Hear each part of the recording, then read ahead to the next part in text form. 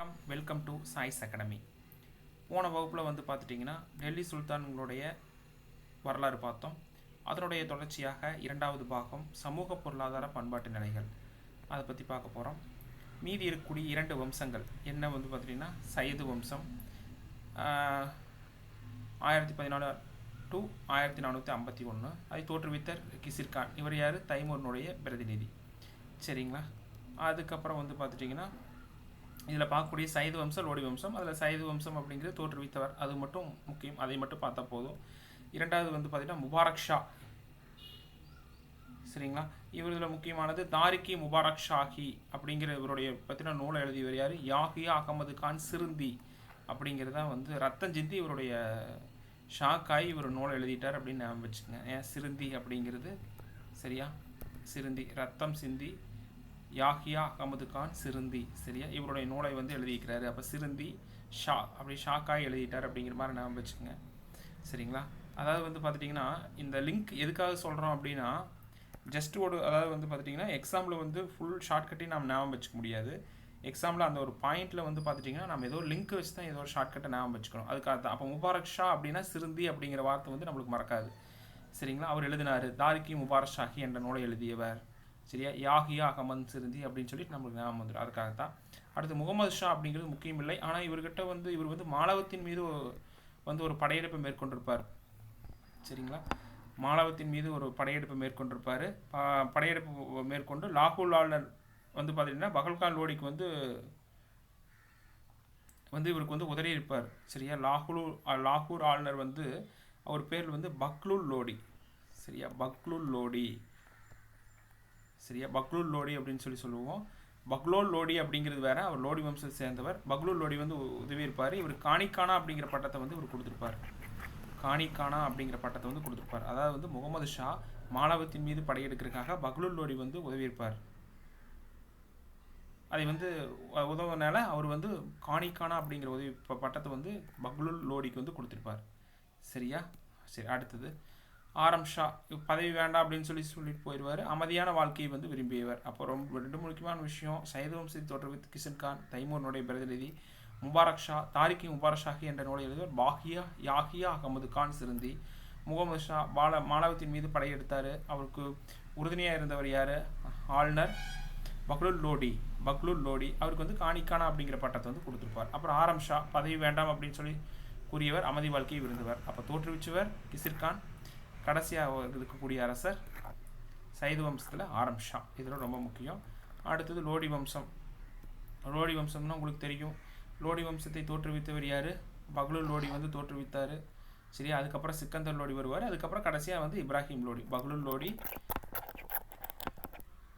லோடி. சரியா, பக்லோல் லோடி. சரியா, இவர் வந்து பக்லோல் லோடி. அதுக்கப்புறம் சிக்கந்தர் லோடி. இதனுடைய வரிசை வந்து அப்படியே நாம் வச்சுக்கணும். சிக்கந்தர் லோடி, அதுக்கப்புறம் இப்ராஹிம் லோடி. சரிங்களா. இவங்களை தான் நாம் பார்க்க போகிறோம். ஃபஸ்ட்டு வந்து பார்த்தீங்கன்னா ஜிசியா வரியை வந்து விதிச்சிருப்பார். ஆறுங்க, பக்லுல் லோடி வந்து தோற்றுவித்தார். சிக்கந்தர் லோடி சிதியா வரியை மீண்டும் விதிச்சிருப்பார்.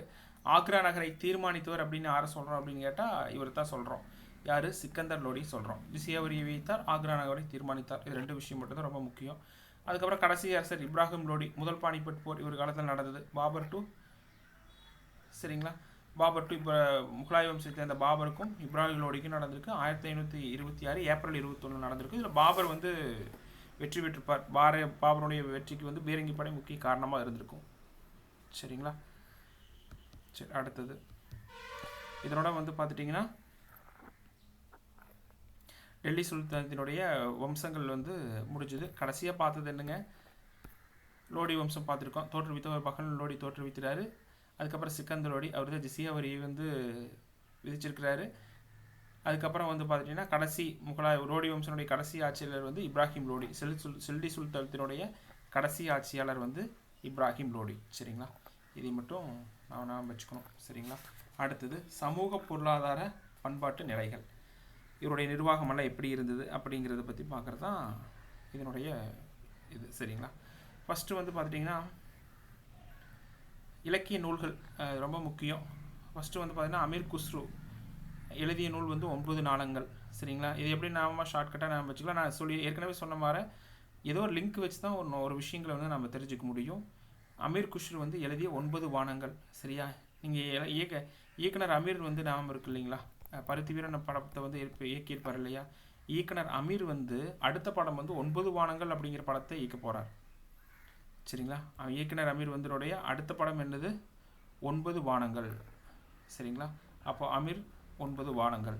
அடுத்து அமீர் ஹாசன். சரியா, இதுக்கு வந்து நம்ம கமல்ஹாசன் அப்படிங்கிறது நாம் வச்சுக்கலாம். பவாய் உல் பவாத். இவர் வந்து கமல்ஹாசன் வந்து எந்த கேரக்டர் கொடுத்தாலும் அப்படி தூள் கிளப்பிடுவார். பாவா. சரியா, எந்த கேரக்டர் கொடுத்தாலும் பாவமாக நடிச்சு கொடுத்துருவார், தூள் கிளப்பிடுவார். சரியா, அடுத்து அப்துல் மாலிக் புது உஸ் சலாதீன். சரியா, அப்துல் மாலிக் வந்து புது உஸ் சலாதீன். சரியா, மாலிக் வந்து உஸ் அப்படிங்கிறாரு ஞாபகம் வச்சுக்கோங்க.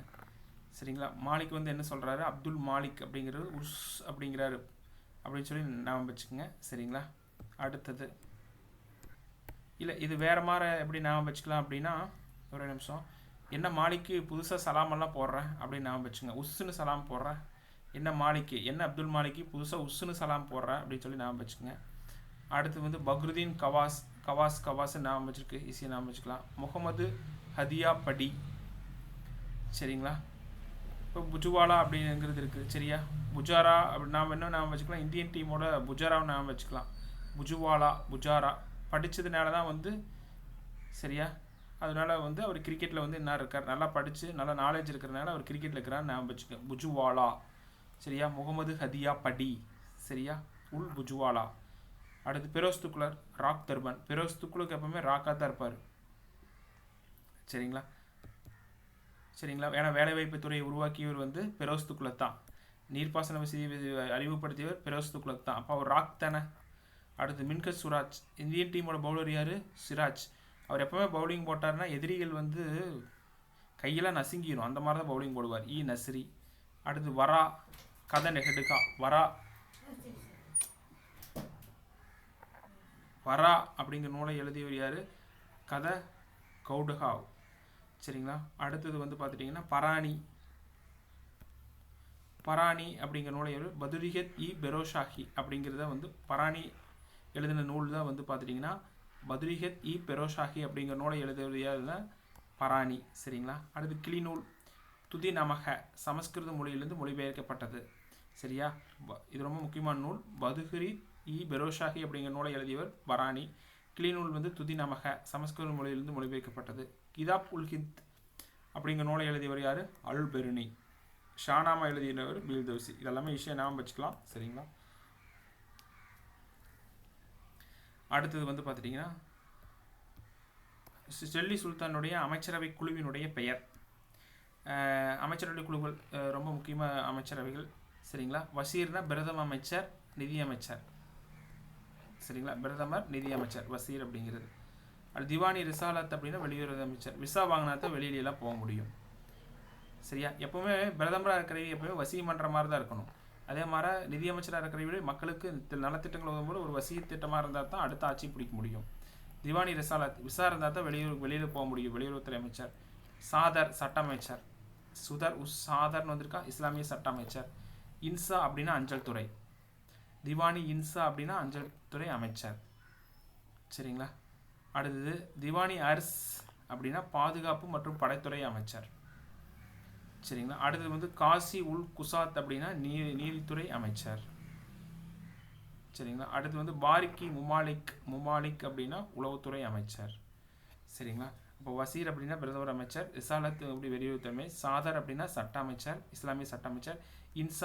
இன்சா அப்படின்னா இது எப்படி நான் வச்சுக்கலாம் அப்படின்னா போஸ்ட் ஆஃபீஸில் ஒர்க் பண்ணுறாங்க இல்லைங்களா, அவங்கெல்லாம் வந்து அஞ்சல் துறையில் இருக்கிறவங்கெல்லாம் வந்து பார்த்தீங்கன்னா ஒரு இம்சையாக இருக்கும். இப்போ இன்சானா அஞ்சல் துறை அமைச்சர். சரியா, அர்ஸ் அப்படின்னா பாதுகாப்பு மற்றும் படைத்துறை. சரிங்களா, அடுத்து வந்து காசி உல் குசாத் அப்படின்னா நீதித்துறை அமைச்சர். பாரிக்கி முமாலிக் அப்படின்னா உளவுத்துறை அமைச்சர். சரிங்களா, இப்போ ஐ அப்படிங்கிறது இருக்குங்க இல்லையா, ஐ அப்படிங்கிறது உளவுத்துறை தானே. சரிங்களா, அப்படின்னு சொல்லி நான் வச்சுக்கோங்க. சரிங்களா, ஐ அப்படிங்கிற எழுத்து வந்து சிபிஐ அப்படின்னு சொல்லி சொல்கிறோம் இல்லைங்களா, ஐ அப்படிங்கிறது உளவுத்துறை, அந்த மாதிரி கூட நான் வச்சுக்கலாம். சரிங்களா, அடுத்தது கட்டிடக்கலை. டெல்லியில் உள்ள குத்பின் ஐபக்கால் கட்டத் தொடங்கப்பட்டு இல்துமிஸ் காலத்தில் முடிக்கப்பட்டது. இதன் உயரம் 243 அடி 74 மீட்டர் ஆகும். இல்துமிஸ் முடித்த போது 72.5 மீட்டராக இருந்தது. பிரோஸ் துக்ளக் மேற்கொண்ட பழுது நீக்க பணிகளால் 74 மீட்டராக உயர்ந்தது. அப்போது கட்டப்பட்டது குத்பின் ஐபக்கால் கட்டப்பட்டது. இல்துமிஸ் வந்து கட்டி முடித்தார். இல்துமிஸ் தான் வந்து கட்டி முடித்தார். அது பழுது வேலையெல்லாம் நீக்கி 74 மீட்டர் பண்ணுவார் பிரோஸ் துக்ளக். இது ரொம்ப முக்கியமானது, நிறைய எக்ஸாம்பிள் கேட்டிருக்காங்க. சரிங்களா. அடுத்தது, இந்த குத்பினார் உயர்ந்த கோபுரங்களை நாம் மினார் என அழைக்கிறோம். குத்புதீன் கட்டப்பட்ட போது குவத் உல் இஸ்லாம் மஜீத் அதற்கான குத்புதீனால் கட்டப்பட்டதாக வந்து குவத் உல் இஸ்லாம் மஜீத் தான் வந்து குத்புதீனால் கட்டப்பட்டது. அதுக்கான நுழைவாயில் கட்டவர் யாருன்னா அலாவுதீன் கில்ஜி. சரியா, அலைந்தர் வாசா அப்படின்னு சொல்லி அந்த நுழைவாயிலுக்கு வந்து பேர். இப்போ குவத் உல் இஸ்லாம் மசூதி நம்ம படிச்சிருப்போம். அதை கட்டினவர் குத்புதீன் ஐபக், முதல் கிளாஸில் நான் படிச்சிருப்போம். அதற்கான நுழைவாயில் கட்டவர் யார்? அலாவுதீன் கில்ஜி, அலைந்தர் வாசா அந்த நுழைவாயிலுடைய பேர். அடுத்தது நிர்வாகம். மாகாணங்களை இக்தா என பிரித்தார் இல்துமிஷ். இக்தாக்களை நிர்வாகம் செய்தவர் யார்? முக்திகள். வரி வசூல் செய்வர்களுக்கு பேர் வந்து சௌத்ரிகன் என அழைக்கப்பட்டன. அப்போ மாகாணங்களை இக்தார் என பிரித்தவர் யார்? இல்துமிஷ். இல்தாக்களை நிர்வாகம் செய்தவர் முக்திகள். வரி வசூல் செய்பவர்கள் சௌத்ரிகர் என அழைக்கப்பட்டனர். சரிங்களா. அடுத்து கல்வி. சிக்கந்தர் லோடி வந்து பார்த்துட்டிங்கன்னா கல்வியில் வந்து மக்தப் என்ற தொடக்க கல்வியும் மதரசா என்ற உயர்நிலை கல்வியும் அறிமுகப்படுத்தினார் கல்வி முறைகளை. சரிங்களா. இடைக்கால இந்தியாவில் கல்வி முறைகளை வந்து மக்தப் தொடக்கவழி மதரசாவெல்லாம் அறிமுகப்படுத்தினது எல்லாமே டெல்லி சுல்தான் காலகட்டம் தான். அது முக்கியமானவை யாருங்க? சிக்கந்தர் லோடி. சரிங்களா. அடுத்தது இசை நடனம்.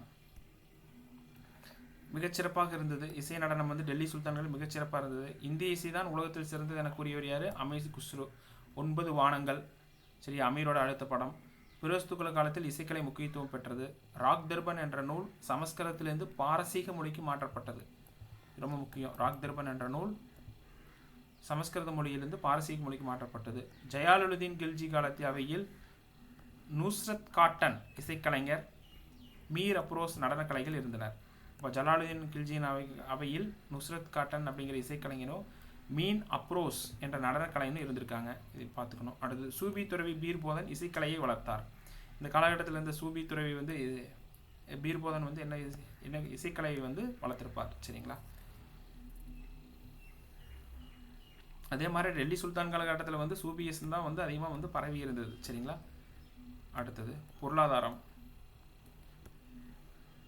சீனா கண்டுபிடித்த அரேபியர் கற்றுக்கொண்ட காகிதம் தயாரிக்கும் தொழில்நுட்பம் தில்லி சுல்தான் காலத்தில் இந்தியாவில் அறிமுகமானது. சீனா கண்டுபிடித்த அப்போ சீனாவில் வந்து ஃபஸ்ட்டு காயினஸ் சிஸ்டமே அவர் தான் கண்டுபிடிச்சாங்க. பேப்பர் மணி குப்லாய்கன் காலத்தில் வந்து அறிமுகப்படுத்தியிருப்பாங்க. அப்போ சீனா கண்டுபிடித்த அரேபியர்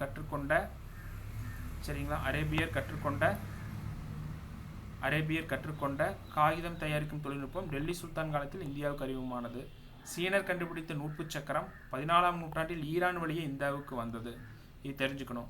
14ஆம் நூற்றாண்டில் தில்லியும் தௌலதாபாத்தும் உலகின் மாபெரும் நகரங்களாக இருந்தன. தௌலதாபாத் எங்கே இருக்குது? தேவகிரியில் இருக்குது. டில்லியும் தௌலதாபாத் தான் உலகின் மாபெரும் நகரங்களாக இருந்திருக்கு. இது நாம் தெரிஞ்சுக்கிறோம்.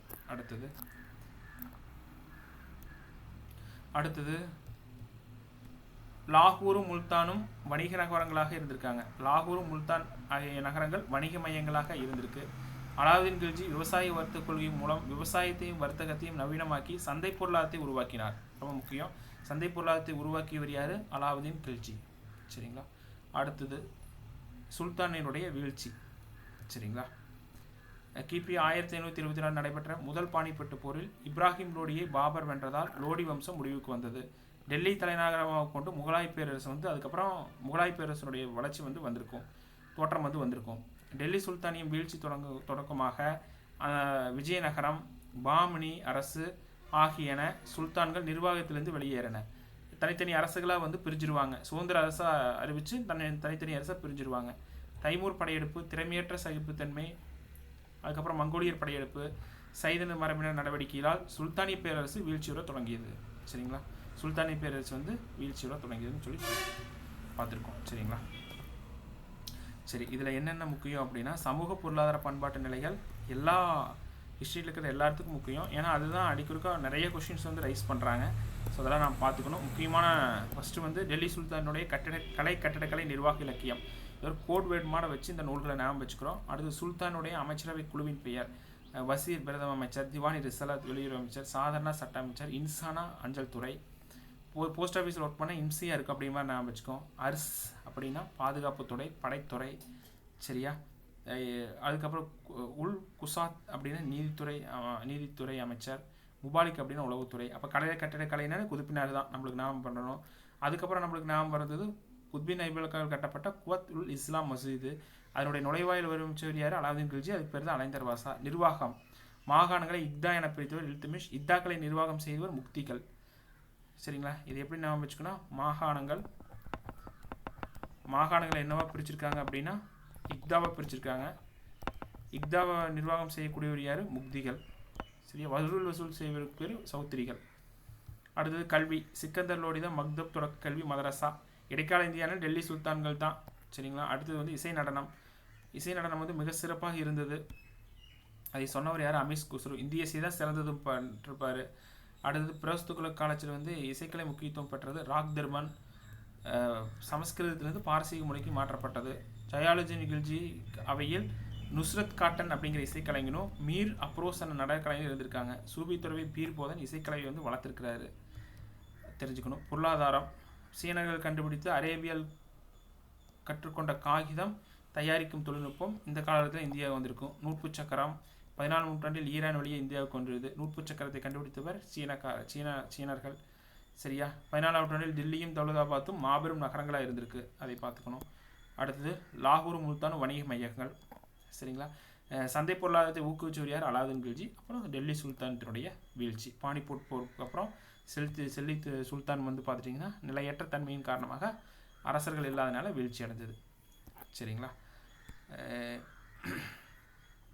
டெல்லி சுல்தான்கள் வகுப்பு வந்து இதோட கம்ப்ளீட்டாக முடிஞ்சுது. முதல் பகுதி, இரண்டாம் பகுதி. முதல் பகுதியை பார்த்துட்டு இரண்டாம் பாகம் பாருங்கள். மீண்டும் அடுத்த வரலாற்று வகுப்பில் வந்து நாம் சந்திக்கலாம். நன்றி.